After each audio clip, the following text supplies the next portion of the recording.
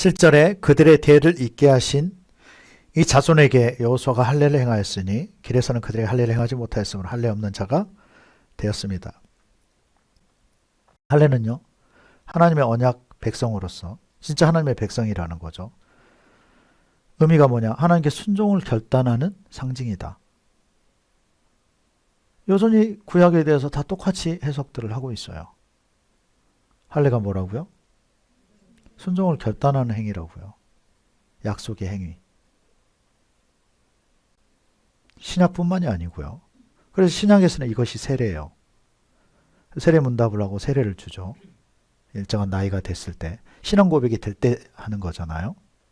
그 결단이 뭐냐? 마치 서약하고 선서하는 것과 같아요. 하나님을 위해서 살겠다 이거죠. 어떤 식으로요? 무엇을 함으로? 그죠, 순종이에요. 그 순종이라고 하는 건 뭐냐? 하나님 말씀에 순종하겠습니다. 교회에 순종하겠습니다. 목회자에게 순종하겠습니다. 이 의미예요. 아니면 그 교회 소속이 아닌 거죠. 아니면 하나님의 나라의 소속이 아닌 거예요. 예. 그래서 그 교회에 입적을 하는 거죠. 그렇게. 진짜 그 교회 성도가 됐다는 거죠. 그 교회 식구가 됐다는 이야기죠.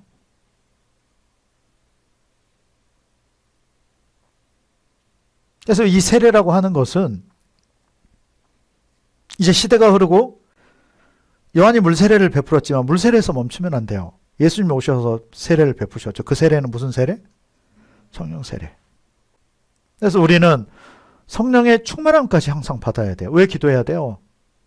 충만함 때문이에요. 왜? 내가 또 불쑥 튀어나오지 않으려고.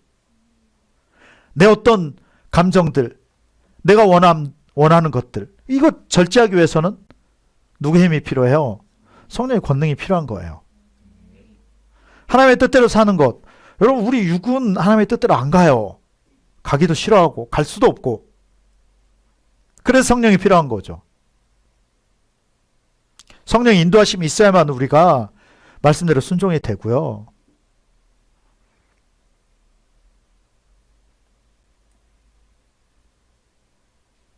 하나님의 뜻을 따를 수 있는 거죠. 아멘. 자, 여호수아 5장 9절입니다. 자, 본문 그 다음 말씀입니다. 9절. 자, 같이 읽겠습니다. 여호와께서 여호수아에게 이르시되 내가 오늘 애굽의 수치를 너희에게서 떠나가게 하였다 하셨으므로 그곳 이름을 오늘까지 길갈이라 하느니라. 아멘. 하나님의 참 놀라운 은혜죠. 우린 여러분 옆에 분에게 얘기합시다. 길갈까지만 가봅시다. 이 얘기를 왜 하겠어요? 아직 길갈에 못 간 사람이 너무 많다는 소리예요. 신앙생활을 하고 있지만 거기 목적지까지 가지를 못하고 있는 거죠. 길갈의 뜻이 뭐죠? 분명 봤는데, 그쵸, 지금? 분명 2번이나 큐티에서 나왔었는데. 뭐죠, 내용이? 뜻이 뭐예요? 애굽의 수치가 너희에게서 떠나갔다. 굴러갔다. 여러분, 떠나갔다라기보다는 굴러갔다라는 게 더 굉장히 자연스럽습니다. 누군가 굴려주신 거죠. 떠나 보내준 거예요. 그 이름의 뜻이 뭐다? 그 이름이 뭐다? 길갈. 그들의 대를 잇게 하신 이 자손에게 여호수아가 할례를 행하였으니 9절이죠.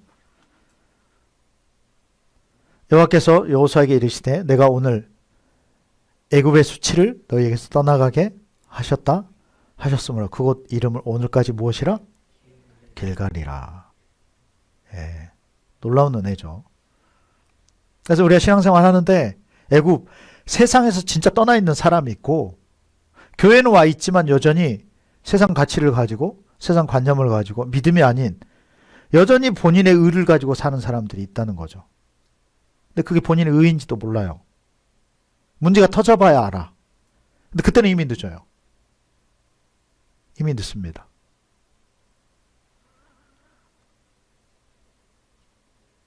하나님의 놀라운 은혜죠. 여러분, 6월절로 끝나는 게 아니에요. 6월절을 지나고 세례를 받고 할례를 행하고 세례를 받고 지금으로 얘기하면 교회 생활을 하죠. 광야 생활을 해요. 그리고 어디까지 가야 돼요? 길갈. 거기까지만 가도 놀라운 거예요, 정말. 이런 사람은 잘 안 변합니다. 거기까지만 가도. 근데 거기까지 도착이 안 되면 언제나 뒤를 봐요. 왜? 앞을 봐도 아직도 광야고 뒤를 봐도 광야예요. 삶이 좋아지질 않는 거죠. 항상 그 위험 가운데 지내고 있는 거예요. 여러분들이 위험 가운데 있다는 것을 깨달아야 돼요.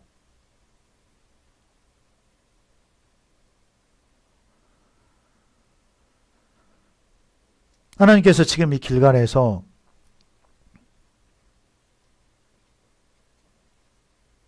유월절을 지내게 하십니다.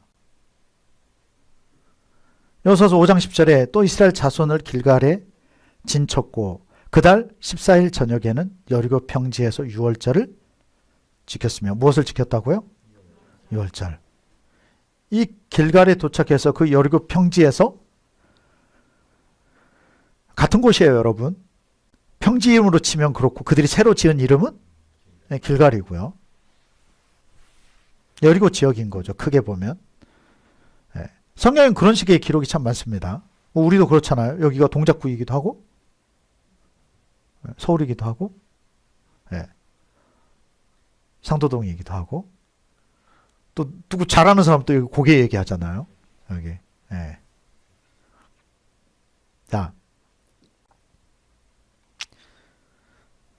광야를 시작할 때 교회 생활을 시작할 때 그들을 유월절로부터 시작시키셨죠. 매년마다 이 절기를 지키게 하고 그리고 다시 이제 광야 생활을 매듭 지을 때도 가나안 땅을 향해서 들어가기 바로 직전에도 길갈에서 이들에게 다시 유월절을 지키게 하셨어요. 왜냐하면 절기는 매년마다 지키는 거죠. 다른 말로 하면 우리를 점검하는 어떤 텀과도 같은 거죠. 그것은. 유월절의 의미가 뭐냐? 유월절 넘어갔다는 의미잖아요.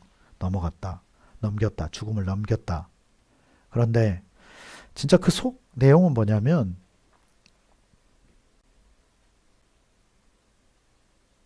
하나님께서 원하시는 그 진정한 의미는요.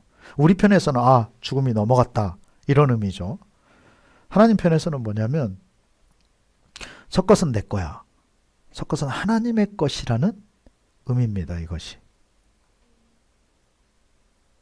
또 다른 말로 하면 하나님께 드려진 첫 것은 누구의 것이다? 드려진 첫 것은 누구 것이다? 하나님의 것이다. 아멘. 여러분이 하나님께 드려졌다고 한다면 이제는 여러분 누구의 것이다? 하나님의 것이다. 이 의미의 절기가 무엇이라고요? 유월절. 그래서 오늘 출애굽기 12장 12절 13절에 보면 자, 그 말씀을 12, 13절 같이 읽도록 하겠습니다. 읽습니다. 내가 그 밤에 애굽 땅에 두루 다니며 사람이나 짐승을 막론하고 애굽 땅에 있는 모든 처음 난 것을 다 치고 애굽의 모든 신을 내가 심판하리라. 나는 여호와라. 내가 애굽 땅을 칠 때 그 피가 너희가 사는 집에 있어서 너희를 위하여 표적이 될지라. 내가 피를 볼 때 너희를 넘어가리니 재앙이 너희에게 내려 멸하지 아니하리라. 아멘. 내가 그 밤에 애굽 땅 두루 다니며 사람이나 짐승을 막론하고 애굽 땅에 있는 모든 처음 난 것을 다 어떻게 하셨다? 치셨다. 세상의 첫 것을 다 치셨다는 거죠. 세상의 첫 것을 다 치셨어요. 이게 무슨 소리냐? 누가 치신 거예요? 하나님께 치셨죠. 누가 치셨다고요? 하나님께서. 누구의 거니까요? 하나님의 것이니까.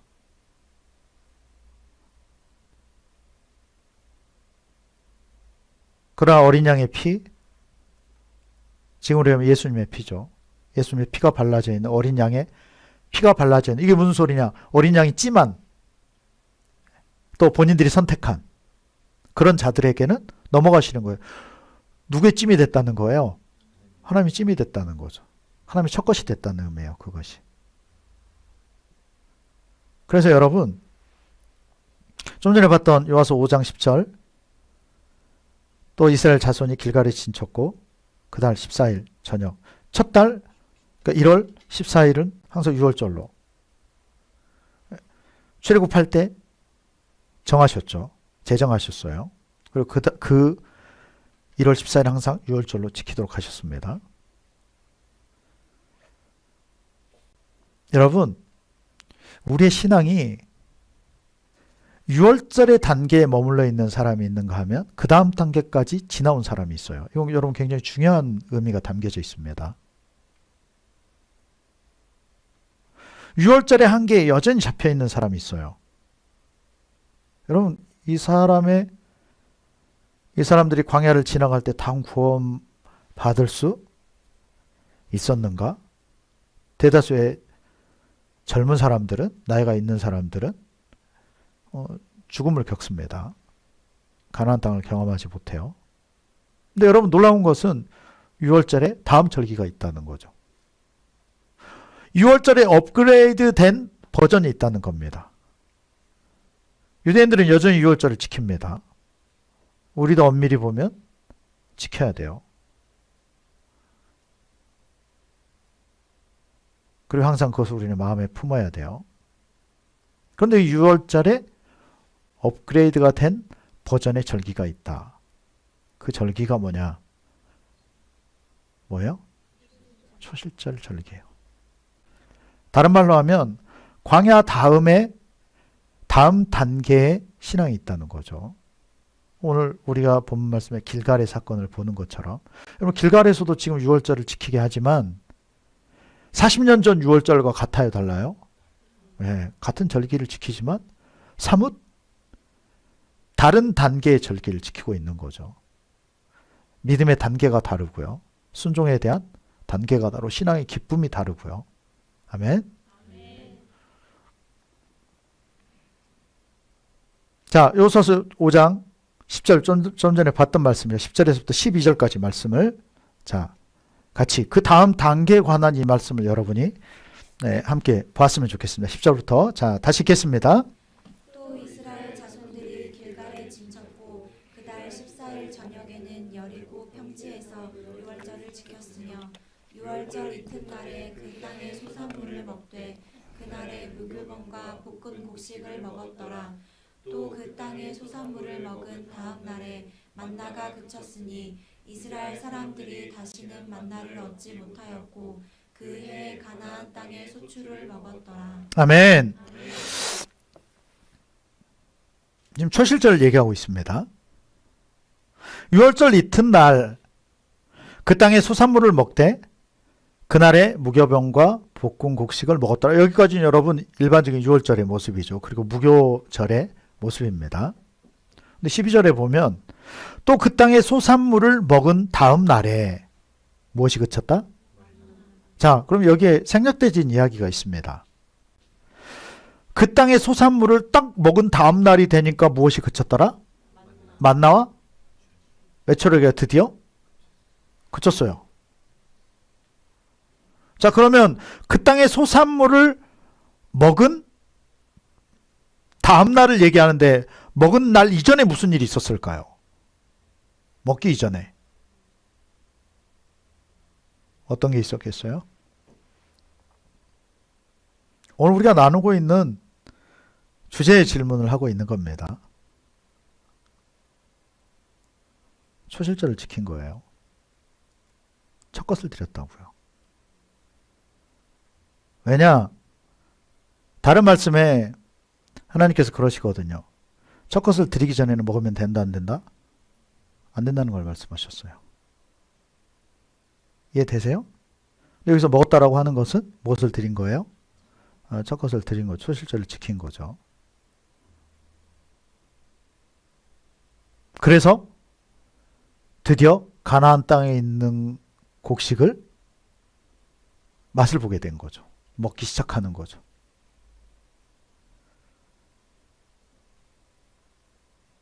하루 이틀 먹을 만큼 이를테면 만나 메추라기처럼 조금 생겨지는 게 아니죠. 지금 이미 농사를 지어서 이제는 풍성하게 거두고 있고 또 70일이 지나면 또 맥주절이 오고 다음 열매인 거죠. 다른 식물에 또 열매가 준비가 되어져 있는 거죠. 계속돼서 이제는 준비가 되어져 있는 거예요.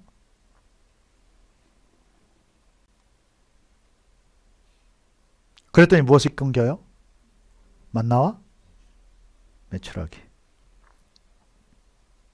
여러분 6월절에 업그레이드된 버전은 초실절인데 이 6월절을 통해서 첫 것을 드리는 게 중요한 거예요. 의미가 똑같아요, 여러분.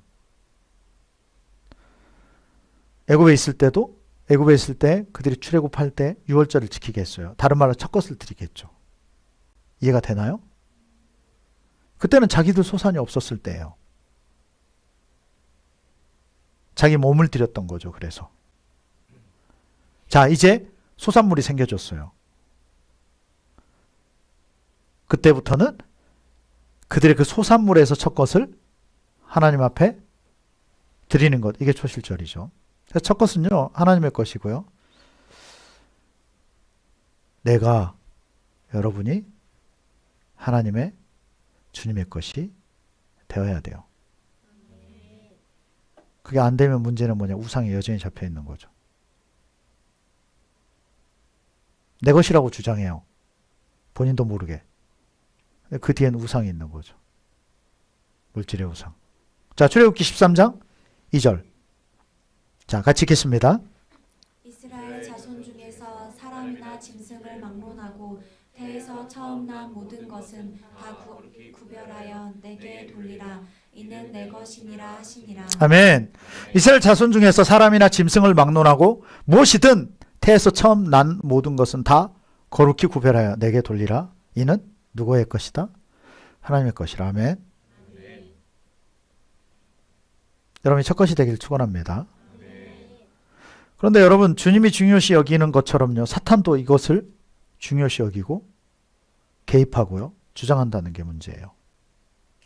근데 여러분, 진짜 우리가 마음을 지키면 하나님 우리를 보호하십니다. 하나님 못 지키지 않아요.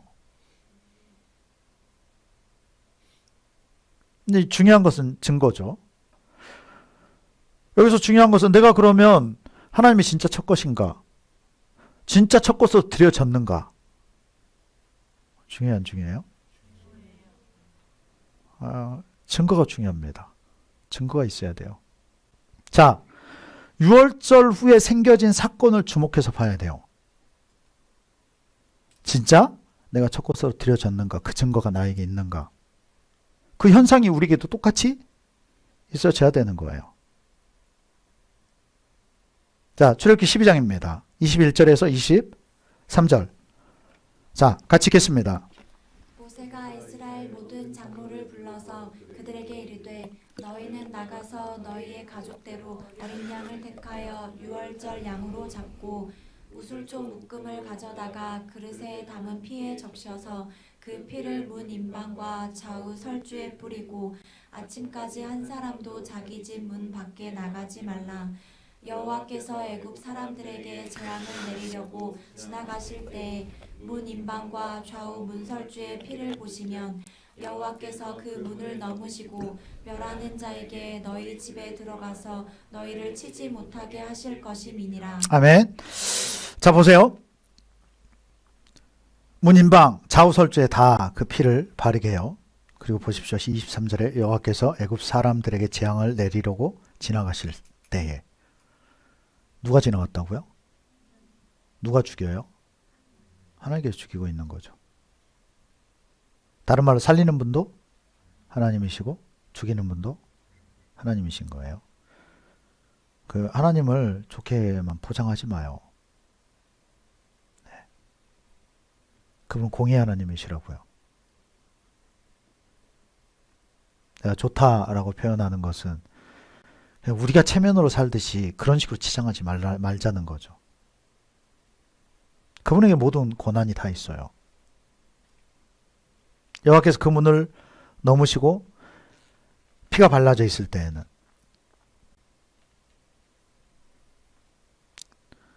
그 어린 양의 피, 예수의 피가 없는 자는 가차없이 그냥 다 죽어나가는 거죠. 어떤 것이요? 첫 것이. 그래서 한 집안에 그때 당시로 보면 두세 명은 다 죽어나가는 거죠. 생각해 보세요. 보통 3, 4대가 같이 모여서 사는 거죠. 가축들은 수두룩하게 죽어나가는 거죠. 새끼치고 새끼치고 새끼치고. 자, 그 다음 말씀입니다. 출애굽기 12장 27절, 28절. 자, 같이 읽겠습니다. 너희는 이르기를 이는 여호와의 유월절 제사라. 여호와께서 애굽 사람에게 재앙을 내리실 때에 애굽에 있는 이스라엘 자손의 집을 넘으사 우리의 집을 구원하셨느니라 하라 하매 백성이 머리 숙여 경배하니라. 이스라엘 자손이 물러가서 그대로 행하되 여호와께서 모세와 아론에게 명령하신 대로 행하니라. 예, 여호와의 유월절 제사라. 애굽 사람에게는 재앙을 내렸지만 이스라엘 자손들에게는 넘어가셨다. 그래서 그 집을 구원하셨다는 거죠. 이스라엘 백성들이 그 명령하신 그대로 다 행했어요. 자, 그 다음 사건이 이제 생겨지죠. 29절부터 32절까지 보도록 하겠습니다. 읽겠습니다.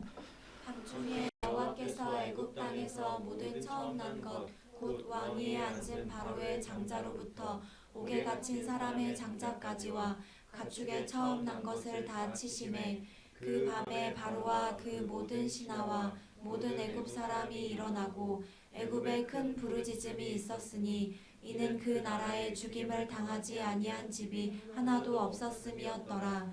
밤에 바로가 모세와 아론을 불러서 이르되 너희와 이스라엘 자손은 일어나 내 백성 가운데에서 떠나 너희의 말대로 가서 여호와를 섬기며 너희가 말한 대로 너희 양과 너희 소도 몰아가고 나를 위하여 축복하라 하며. 아멘. 자, 보세요, 여러분. 진짜 그 유월절을 통해서 유월절을 경험하고 유월절을 받아들인 사람의 변화가 나타나기 시작하는데 그것이 뭐냐면 일단 죽음을 보지 않는 거죠. 그리고 놀라운 사건이 뭐냐면 이스라엘 백성들은 구제를 받았지만 또 이스라엘 백성들과 연관된 다른 족속들이 있죠. 그들도 믿는 자들은 피를 발랐어요. 그리고 그들은 죽음을 보지 않습니다. 이게 왜 가능할까? 9가지의 재앙이 있었으니까. 근데 이스라엘 백성들이 애굽은 강팍하게 두시는 거예요, 일부러. 왜? 하나님의 일을 행하셔야 되기 때문에. 그리고 계속 하나님 그 징계하시는 거죠. 근데 이걸 계속 보는 입장들이 있죠. 와, 이때는 이들이 믿음이 생겨진 거죠. 아멘? 그 믿음이 뭐냐? 은사적 믿음이에요. 예전에 은사적인 대에서 어디로? 믿음으로. 은사적 신앙에서 무엇으로? 믿음으로. 아멘? 그게 올해 목표예요. 실제적이어야 된다는 거죠. 하나님의 은혜, 하나님 뭔가 주시는. 여기에 이제는 초점을 맞춰서 가는 게 아닌 겁니다. 그래서 하나님 현실을 벗겨내는 거예요. 눈꺼죽을 벗겨내는 거죠. 무슨 소리야? 이 현실인데도 신앙생활 할래? 이거예요. 그 전에는 뭔가 주시겠지 하고 쫓아왔을 수 있다는 거죠. 이 저급한 신앙인 거예요. 어린아이 신앙인 거죠. 근데 현실을 벗겨주시는 거죠. 이젠 진짜 믿음 아니면 안 되는 상황. 이스라엘 백성이 그렇게 가고 계시는 거죠. 자, 그런데 진짜 이 유월절을 경험하고 여러분 지금은 업그레이드 된 유월절을 넘어서는 은혜를 지금 말씀을 드리고 있습니다. 그럼 무슨 소리냐? 진정한 유월절을 겪은 사람. 자, 이 유월절을 경험했더니 이들은 살아남아요. 근데 드디어 바로의 심경에 변화가 일어나요. 애굽의 심경에 변화가 나타납니다. 그리고 모세와 아론을 불러서 그래, 너희 뜻대로 섬겨라. 진짜 섬기는 문이 열어지는 거예요. 아멘. 그리고 섬기는 도구까지 주어져요.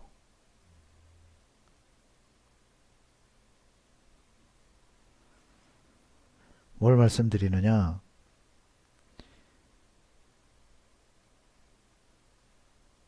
이것을 딴 사람들은 어떻게 이해하고 해석할지 잘 모르겠어요.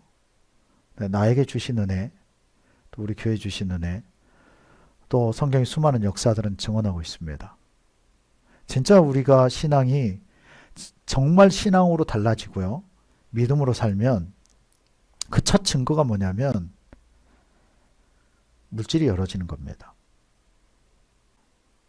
밤에 바로가 오죽 급했으면 밤에 부르겠어요. 밤에 바로가 모세 아론을 불러 이르되 이러다간 다 죽게 생겼는 거죠.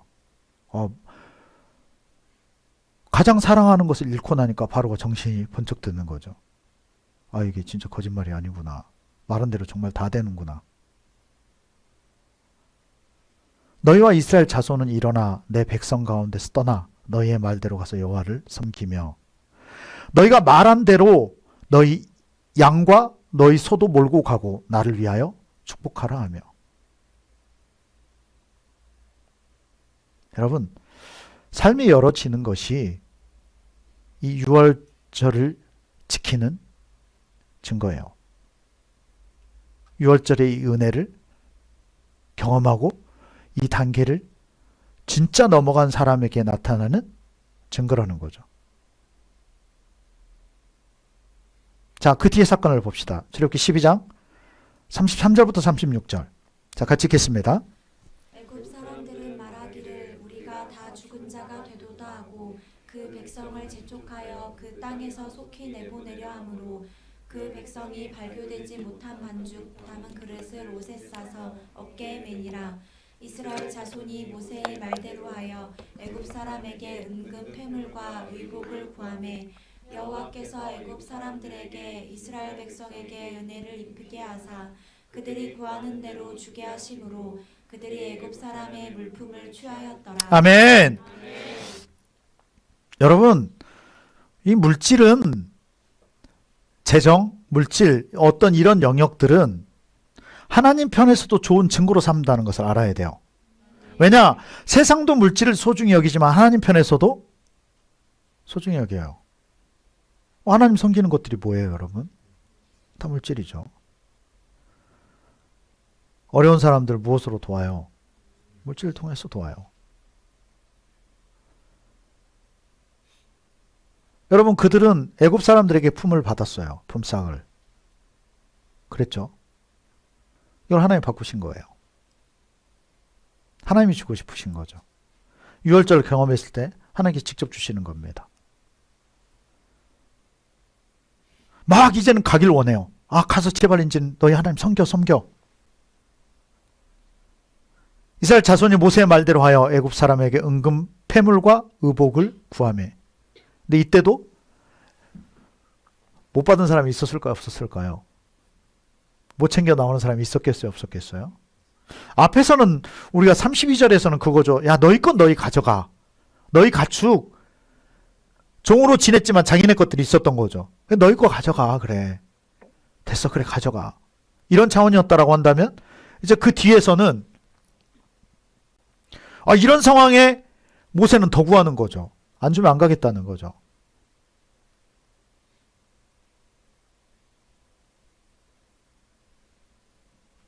어떤 사람에게 이런 물질이 풀어지느냐? 이것이 하나님의 세계입니다. 누가 과연 애굽 그 주인들에게 찾아가서 은금 패물을 받을 수 있었을까? 누가? 믿음 있는 사람. 또 어떤 사람? 용기 있는 사람. 또 어떤 사람?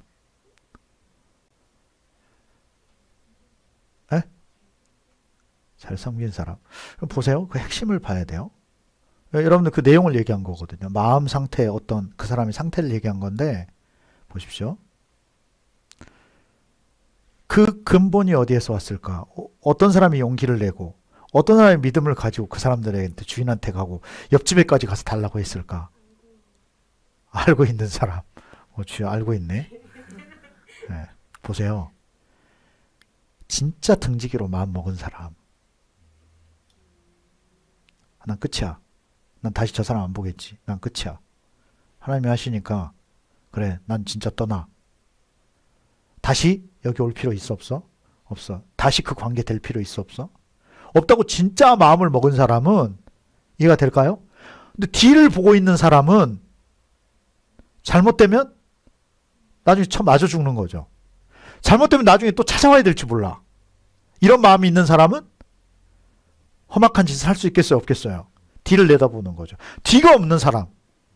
진짜 하나님의 말을 믿고 그분의 말씀을 믿고 모세 아론의 말을 믿고 그 진짜 평생 여기서밖에 못 살아봤지만 여러분 이거 참 심각한 거잖아요. 뭐 여행을 어디 가봐요. 가보기는 평생 이런 사람밖에 몰라. 그런데 하나님의 그 역사하심을 보고 그분을 믿고 믿음이 생겨져서 진짜 믿음의 결단하는 사람이 할 수 있는 거죠. 그래, 내 뒤는 없다. 그래, 하나님 말씀하신 거 맞아. 그렇게 될 거야. 난 다시 여기 안 올 거야. 진절미가 나고 싫어.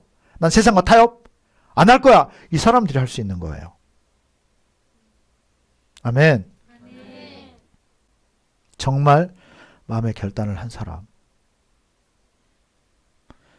지금도 마찬가지예요. 그것이 된 사람은 하나님 앞에 헌신을 해요. 되지 않은 사람은 뒤를 보는 거예요. 하나님이 안 하면 어떡하지? 안 되면 어떡하지? 이 개념을 가지고 하고 있는 거죠. 그래서 원망이 슬금슬금 나오는 거죠. 회한이 나오고.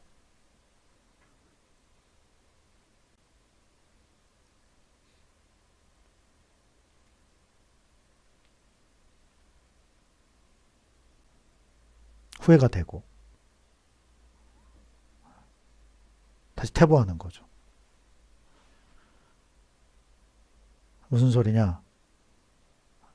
진정한 유월절을 경험하지 못한 거예요.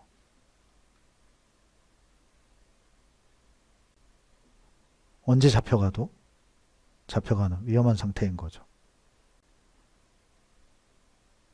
그냥 군중심리로만 온 거죠. 어떻게 보면.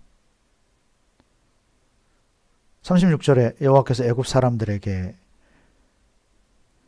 이스라엘 백성에게 은혜를 입히게 하사 그들이 구하는 대로 주게 하심으로 그들이 애굽 사람의 물품을 어떻게 했더라? 세상의 물질이 믿음의 사람에게 들어오는 단계.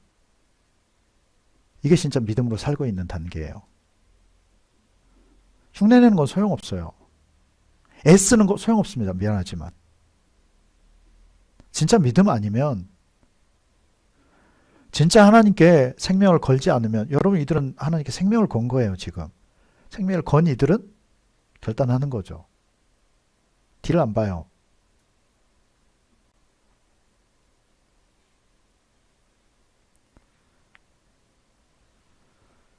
이것이 증거예요.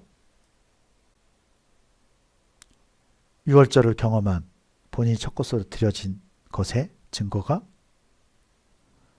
재정이 풀어지는 겁니다. 사탄은 미안합니다. 사탄도 안 풀고 하나님도 안 풀려고 해요. 그 싸움이 있어요. 오늘 그걸 찾아가는 거예요.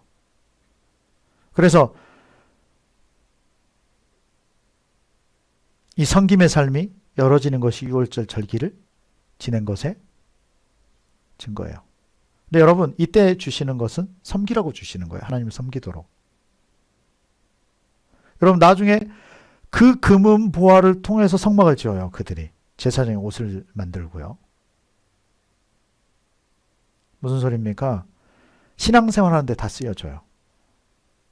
본인의 죄 문제를 해결하는데 쓰여지는 것들. 하나님과의 관계를 위해서 쓰여지는 것들. 그래서 이것이 1차적인 거죠. 1단계라는 소리예요. 다시 출애굽기 12장 35절 36절 다시 한번 읽도록 하겠습니다. 자, 같이 읽습니다. 이스라엘 자손이 모세의 말대로 하여 애굽 사람에게 은금 패물과 의복을 구하매 여호와께서 애굽 사람들에게 이스라엘 백성에게 은혜를 입히게 하사 그들이 구하는 대로 주게 하심으로 그들이 애굽 사람의 물품을 취하였더라. 아멘. 이스라엘 자손이 모세 말대로 애굽 사람에게 은금 패물과 의복을 구하매 여호와께서 애굽 사람들에게 은혜를 입히게 하셔서 구하는 대로 마태복음 7장 7절에 구하라 주실 것이요 찾으라 두드리라 열어질 것이다. 그래서 이들이 그 풍성함을 경험해요. 자, 출애굽기 12장 방금 그 뒤에 말씀입니다. 37, 38. 자, 함께 읽겠습니다. 이스라엘 자손이 라암셋을 떠나서 숲곳에 이르니 유아 외에 보행하는 장정이 60만 가량이요 수많은 잡족과 약과 소와 심이 많은 가축이 그들과 함께하였으며 아멘. 야, 놀랍지 않습니까? 장정이 60만 명, 20세 이상 남자만 60만 명, 수많은 잡족들, 이를 도울 수 있는 다른 족속들, 양과 소 심이 많은 가축이 그들과 함께 하였으며, 이것저것 닭도 쫓아오고 지금 오리도 꽥꽥대고 별의별 것들을 아주 가득가득.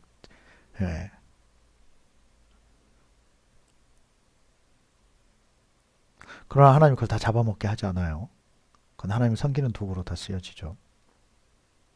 에덴 동산을 봅시다. 창세기 2장이죠. 자, 10절, 11절, 12절까지, 2장 10절로 12절까지 자, 함께 읽겠습니다. 강이 에덴에서 흘러나와 동산을 적시고 거기서부터 갈라져 네 근원이 되었으니 첫째 이름은 비손이라 금이 있는 하윌라 온 땅을 둘렀으며 그 땅의 금은 순금이요 그곳에는 베델리엄과 호마노도 있으며 아멘.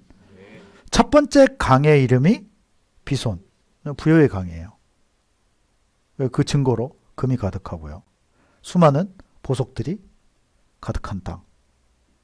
그 쉽게 얘기해서 그 강은 순금강이라는 거죠. 이해 안 돼요? 아, 예전 로키 산맥, 저쪽 그 남미 쪽 찾아간 게 이거 황금맥 찾으러 다니는 거잖아요, 다들. 대부분 강에서 건졌어요. 왜? 그 금맥에 물이 흐르니까. 예수 믿는 가장 강력한 첫 번째 증거는 재정입니다. 재정이 열어지는 거예요. 아멘. 자, 이제 중요한 것은 이거예요. 그들의 신앙의 출발이 그렇게 되어졌다라고 한다면, 좀 전에 그런 경험을 했고 하나님을 그렇게 섬기게 했다라고 한다면, 마무리되는 단계는 어떻게 되는지를 봐야 되는 거죠. 그게 오늘 본 말씀입니다. 자, 요소서 5장입니다. 10절로 12절. 여기에서 그 증거를 다시 찾아봐야 돼요. 이걸 보면서 내가 그런 믿음, 그런 신앙을 하고 있는지를 점검해 봐야 되는 거죠. 내가 유월절을 진짜 경험하고 그 단계를 넘어서서 초실절로 가고 있는지를 살펴봐야 되는 겁니다. 자, 요소서 5장 10절로 12절 같이 읽겠습니다. 또 이스라엘 자손들이 길갈에 진쳤고 그달 14일 저녁에는 여리고 평지에서 유월절을 지켰으며 유월절 이튿날에 그 땅의 소산물을 먹되 그날에 무교병과 볶은 곡식을 먹었더라. 또 그 땅의 소산물을 먹은 다음 날에 만나가 그쳤으니 이스라엘 사람들이 다시는 만나를 얻지 못하였고 그 해에 가나안 땅의 소출을 먹었더라. 아멘. 여기서 지금 유월절이라고 표현해요. 유월절 이튿날에 그 땅의 소산물을 어떻게 했다? 먹었다. 왜 이렇게 표현하는가? 유월절 안에 초실절이 들어있는 거예요. 이 유월절을 초실절로 같이 드린 겁니다. 그래서 유월절이라는 표현이 나올 때는 초실절이 그 안에 같이 들어있구나 라고 봐야 돼요. 3대 절기가 있습니다. 이스라엘에 3대 절기가 있어요. 무교절이 있습니다. 77절이 있어요. 이건 맥주의 초실절이죠. 그럼 장막절이 있어요. 이것이 이스라엘 3대 절기입니다. 항상 지킬 것을 매년 지키라고 말씀하셨어요. 우리 추수감사절 지키잖아요. 맥주감사절 지키죠. 아까 장막절 추수감사절 우리 지킨다고요. 하나 남은 게 뭐예요? 무슨 절? 무교절. 무교절 안에 뭐가 들어있어요? 유월절이 들어있어요. 그 유월절 안에 뭐가 들어있죠? 초실절이 들어있는 거예요. 그래서 무교절을 지켜라 라고 할 때는 유월절을 지키라. 왜냐하면 무교절 안에 첫날이 유월절이기 때문에. 가나안 땅에 들어갔을 때 그 첫날을 무슨 날로 지켰어요? 유월절, 다른 말로 초실절로 지켰던 거예요. 풍성함에 하나님이 초점을 맞춰놓고 계시는 거죠.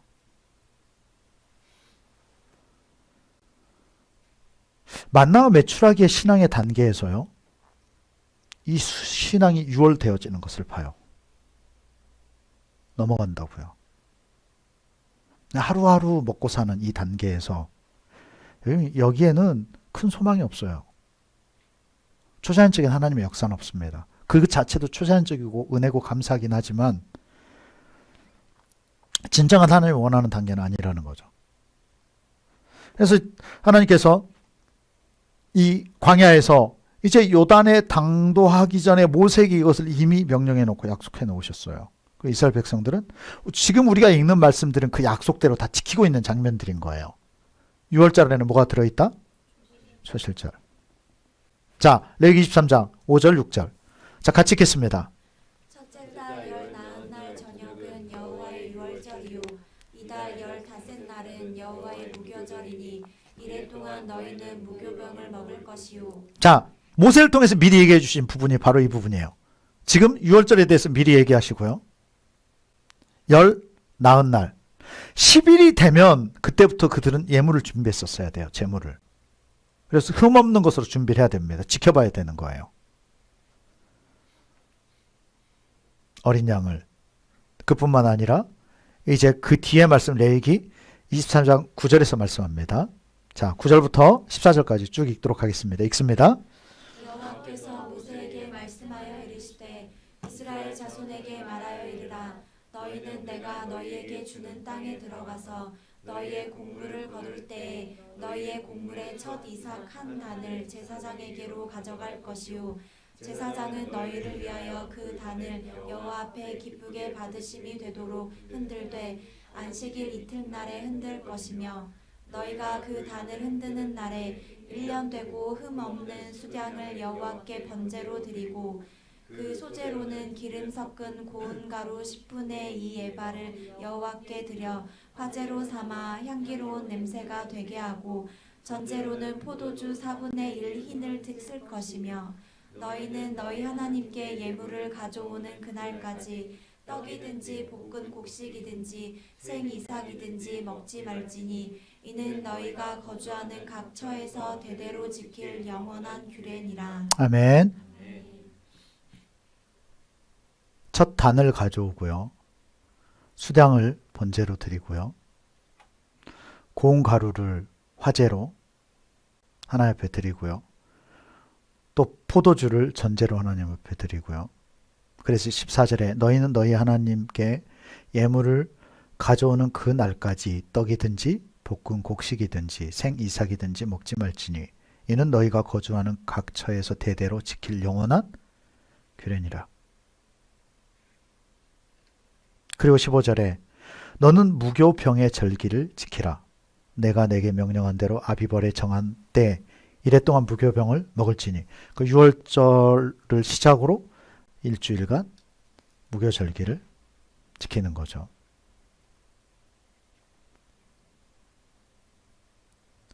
앞에 말씀드린 우리가 쭉 읽었던 말씀은 초실절에 관한 말씀입니다.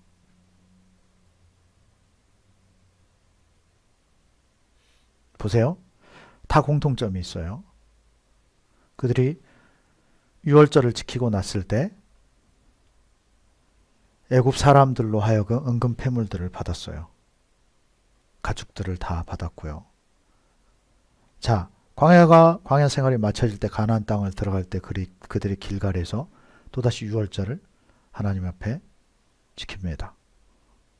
그때 그들에게 먹고 살 곡식들이 충분하게 다 준비가 되어져 있는 거죠. 이것이 6월절의 의미예요.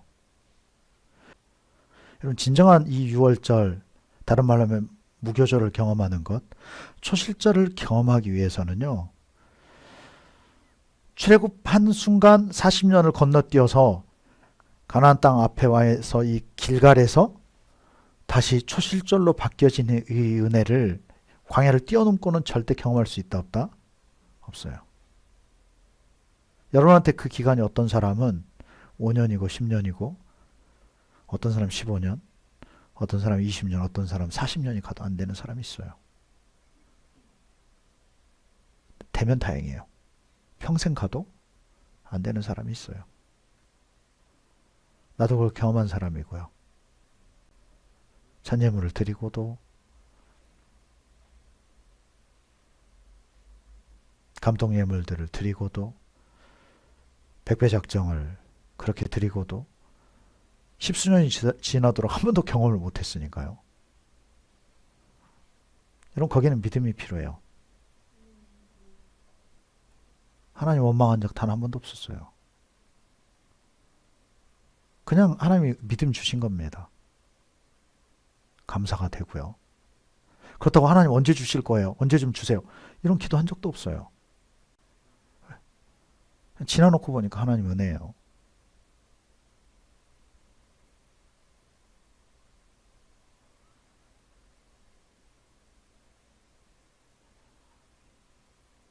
이 초실절을 경험하기 위해서는, 그런 삶을 경험하기 위해서는, 그런 축복이 열어지기 위해서는 광야의 단계에서 받는 훈련이 필요해요. 이걸 명확하게 모르고 아직도 이 싸움 가운데 제대로 들어가 본 적이 없으니까 또 속는 거죠. 신명기 8장입니다. 1절부터 봅시다. 자, 함께 읽겠습니다. 내가 오늘 명하는 모든 명령을 너희는 지켜 행하라. 그리하면 너희가 살고 번성하고 여호와께서 너희의 조상들에게 맹세하신 땅에 들어가서 그것을 차지하리라. 아멘. 살고 어떻게 하고? 번성하고. 이런 말씀 어떻게 생각하나요? 왜 나에겐 적용이 안 될까요?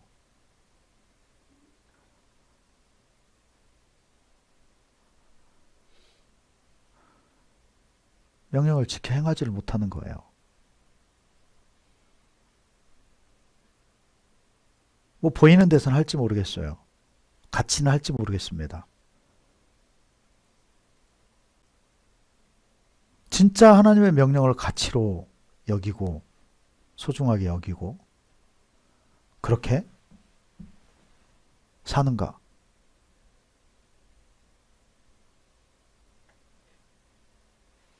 더워서 옷 좀 벗어야 될 것 같아요.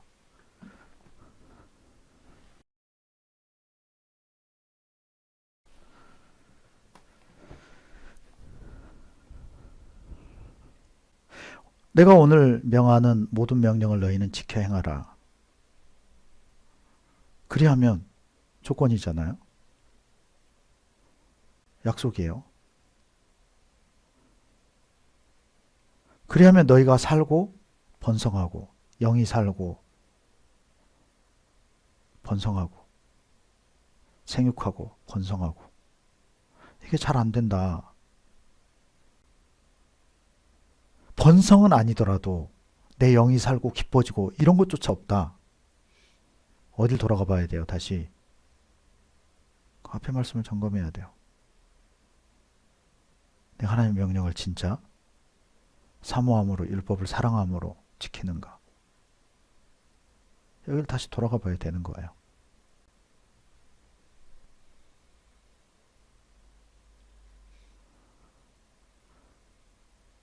모든 명령을 너희는 그 모든 명령을 지켜가고 있는지를 또 돌아봐야 돼요.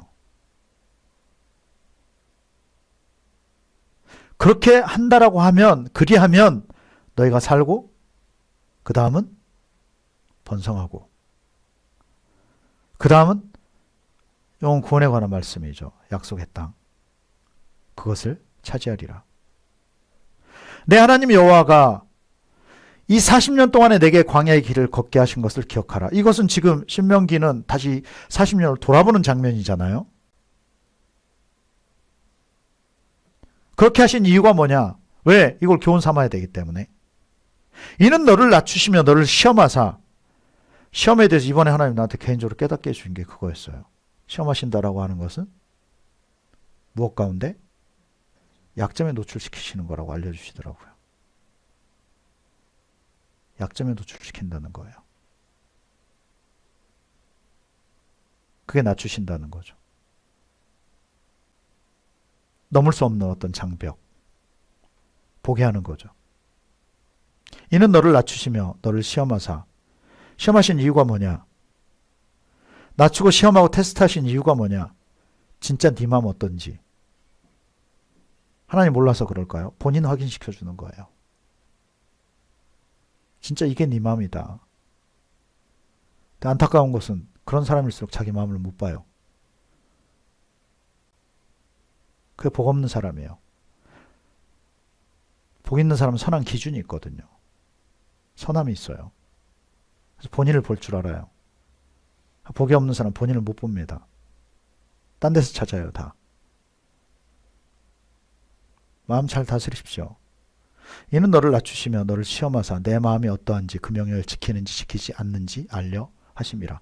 약점 가운데 딱 노출해 놓고 나면 약점 그것 가지고도 섬길래? 라고 하면 안 된다는 거죠. 더 할 수 있어? 더 섬길 수 있어? 그때 걸리는 겁니다. 딱 그 선만 지키려고 하는 거죠. 왜? 나머지는 내 거니까. 나머지는 내 영역이니까. 나머지는 내 맘이니까. 여기를 지키고 앉아 있는 거죠. 3절에 너를 낮추시며 너를 줄이게 하시며 어렵게 한다는 거죠. 쪼인다는 거예요. 또 너도 알지 못하면 내 조상도 알지 못하던 만나를 내게 먹이신 것은, 이 사람한테 필요한 훈련은 뭐냐? 하나님이 절대 물질 풀어줘서는 안 되는 사람인 거예요. 진짜 먹이시는 분이 누구? 왜냐? 어려워야 하나님께 매달리는 거예요. 어려워야. 풀어줘봐요. 돌아서 버리는 겁니다. 계속 궁핍하게 쪼여놓는 거예요. 그래서 진짜 일용할 양식 정도만 주시는 거죠. 만나와 메추라기로. 하나님이 깨닫기 원하는 건 단순해요. 한 가지입니다. 주시는 분이 누구? 하나님. 나를 주관하는 분이 누구? 하나님. 나에게 기존에 주셨던 분도 누구? 하나님. 하나님이 이 진실을 알기 원하시는 거예요. 이게 쉽게 안 바뀌어요. 그래서 40년 동안 이 훈련 시키고 있는 겁니다. 그러니까 파 줘, 마늘 줘, 부추 줘 이러고 있는 거죠. 야, 다시 돌아가자, 고기 먹으러. 질릴 정도로 똑같은 것만 주고 다양하게도 주시지 않아요. 그렇지만 그거 없으면 죽어요. 어떤 사람은 가축 가져온 거 이미 다 잡아먹어버리고 끝내버렸을 거예요, 아마. 아껴가면서 그걸로 사는 인간도 있을 겁니다. 하나님을 섬기기보다는. 하나님 진짜 원하는 것은 나 아니면 안 돼, 너. 나 아니면 너 진짜 죽는 거야. 내가 생명의 양식이고 내가 생명의 떡이야. 여러분, 이거 훈련시키는데 40년 안 바뀌는 성인이 된 사람은 안 바뀌어요. 그렇게 알려주려고 해도. 하나님 이걸 깨닫기 원하는 거예요. 이 사람에게 나중에 정말 이것이 진짜 믿음이 되고 틀이 되어지고 확실한 정체성이 되어지고 겸손함이 되어지면 딴 거 부어줘도 그때는 문제가 안 돼요. 하나님은 관계성을 원해요. 진짜 믿음의 관계를 원하시는 거거든요. 더 이상 딴 것이 중요치가 않고 그 주시는 하나님께 감사가 되어지고 만나 매출하기를 할지라도 아, 주시는 분은 하나님이시구나. 살리시는 분은 하나님이시구나. 나에게 더 공급하실 수 있는 분도 하나님이시구나. 나의 주인은 나의 주는 하나님이시구나. 이걸 원하시는 거예요. 내가 너를 낮추며 너를 줄이게 하시며 너를 줄이게 하시며 이유를 계속 그렇게 설명하고 있는 거예요. 모세를 통해서. 너도 알지 못하면 내 조상들도 알지 못하던 만나를 내게 먹이신 것은 사람이 무엇으로만? 떡으로만 사는 것이 아니요. 여러분, 그분은 우리를 사랑하시는 우리 아버지십니다. 우리한테 떡만 주는 것을 원치 않아요. 그분은. 너를 낮추시며 너를 줄이게 하시며 또 너도 알지 못하고 이 만나를 먹인 것은 여호와의 입에서 나오는 모든 말씀으로 사람이 떡으로만 살 것이 아니요. 예수님도 똑같은 말씀하셨잖아요. 떡으로 살 수 없다는 걸 주님이 더 잘하신다니까요. 하나님의 말씀의 가치를 깨닫기를 원하는 거예요. 하나님의 가치를 깨닫기를 원하시는 거라고요. 하나님의 방법으로 해야 돼요. 그래서 여러분 6월절의 은혜뿐만 아니라 초실절의 은혜는 이제 삶에서 풍성해지는 걸 경험해 가는 거죠. 하나님이 개입하셔서. 먹고 사는 정도의 차원이 아니라 그러려면 진짜 진솔하게 하나님 앞에 나가야 돼요. 솔직해야 되고요. 삶의 패턴을 바꿔야 돼요. 삶의 스타일을. 강제성을 가지고 강제 이게 아니라 진짜 마음을 담아서 이제는 할 수 있어야 돼요. 아멘. 진짜 기뻐하고 감사하면서 할 수 있어야 돼요. 그게 믿음이고요. 하나님을 감동시키는 거예요. 여러분, 내가 주님의 삶을 산다라고 생각해 보세요. 내가 주님을 위해서 살리라. 내가 주님의 마음을 헤아리고. 부모 마음은 헤아려주려고 하면서 왜 주님의 마음은 헤아리려고 안 해요? 그게 혈과 육으로 사는 거죠. 진짜 아빠는 하나님이시잖아요. 그분의 마음에 초점을 둬야죠. 그래서 한 가지만 점검합시다. 주님께 나에게 길갈은 얼마나 남았습니까? 이거 점검해 보십시오.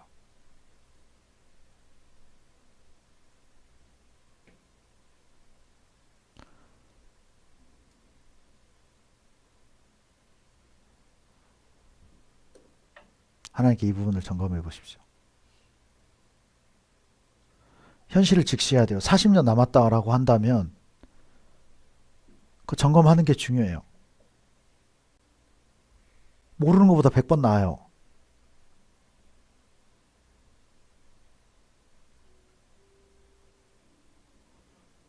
점검해 봐야 돼요.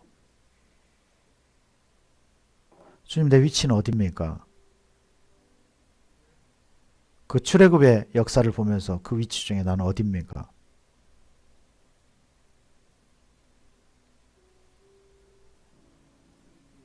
어느 정도 나왔나요?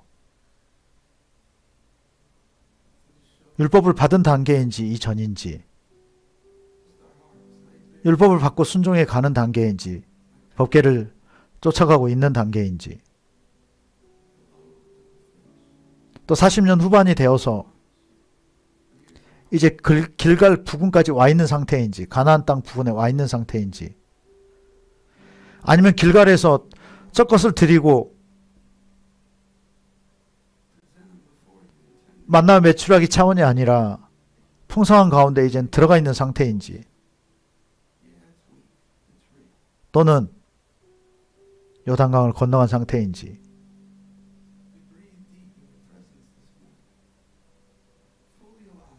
그래서 여리고 앞에 서 있는 상태인지, 아니면 여리고를 정복하고 나가고 있는지 점검해 봐야 돼요. 내 영적, 실제적인 상태에 대해서 점검해야 돼요. 이걸 왜 점검하느냐? 희망을 보기 위해서예요. 광야라도 들어와 있으면 돼요.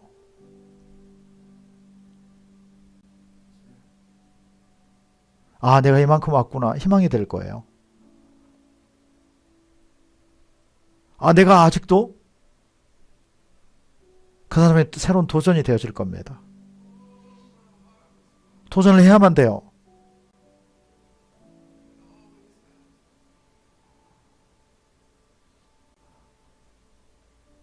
지금 내가 어디까지 헌신해야 되죠? 그 밑그림이 그려질 거예요.